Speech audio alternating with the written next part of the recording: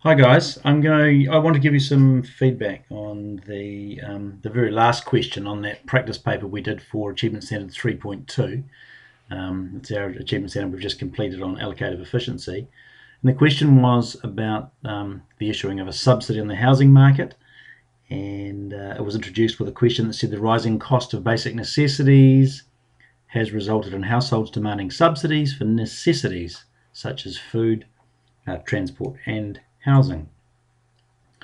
So let's have a look at what we need to do. On the graph, we're asked to illustrate the effects of a subsidy of $100 per week. We need to label the new consumer price, the new producer price, and the new quantity Q1. Let's take a look at that. Here it is here.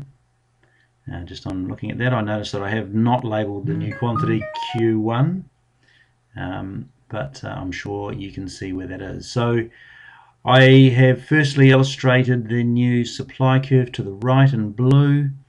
I've indicated PC being the new price that the consumer pays. If you do a vertical line down from that new equilibrium, that will be Q1. I've also indicated the new price that the producer receives, labelled PP, and the shaded area, of course, is the dead weight loss. And that answers the second question, question B, which asks you to identify the dead weight loss.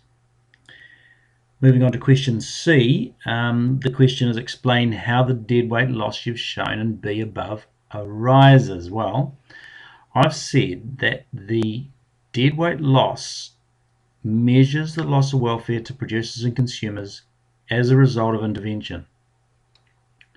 So in this case, when the governments subsidise the housing market, they have increased the price being paid to producers, causing producers to be willing to supply more.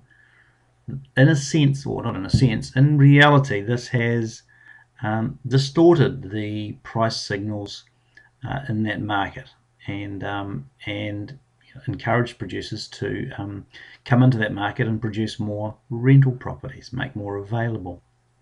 So the thing though with the dead weight loss is that with the subsidy given by the government, the gains made by producers and consumers, I mean on the face of it looks positive, so there are gains made for both parties, but the total gains made by both groups are less than the amount of the subsidy paid out by government.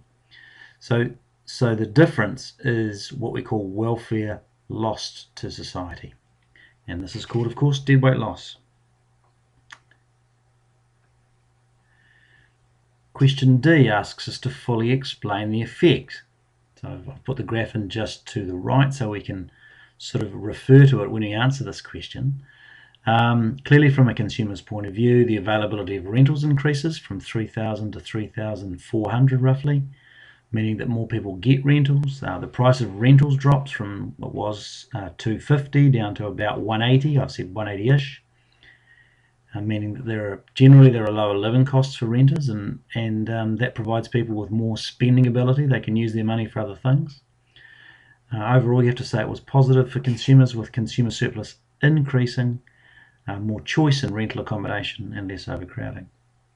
In terms of producers, you've got to say that producers gain extra profits as their price rises from $250 to $280. They build or they offer 400 more rental properties, and their revenue increases from $750,000 to $952,000. So overall, this is good for producers, and they also offer more jobs, employment to the community, and they prosper generally as a result. And finally, the impact on the government. Well, the government subsidises, of course, the amount of $340,000. Now, clearly, this is budget that's got to come from somewhere else, so that results in an opportunity cost.